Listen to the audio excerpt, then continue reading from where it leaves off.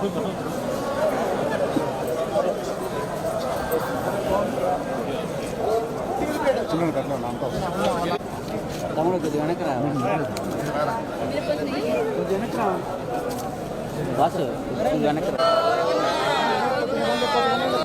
సంవత్సరం ఇలాగే ఇదే విధంగా వస్తున్నాం సార్.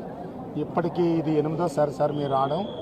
కానీ ఏదో పొరపాటు జరగటం వల్ల అక్కడ అనుకోని సంఘటన జరిగింది. దానికి ఎవరు బాధ్యతలు కాదు సార్.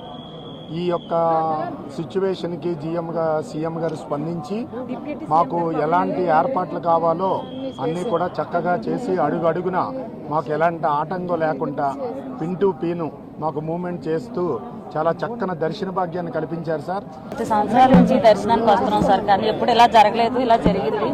అయినా ప్రతి బయట పడ్డామంటే స్వామి దయ ఉంది. మేము అసలు బయటకు పడతామని అనుకోలేదు. తండ్రి మా అందరూ ఉండబట్టి ఇలా అయింది.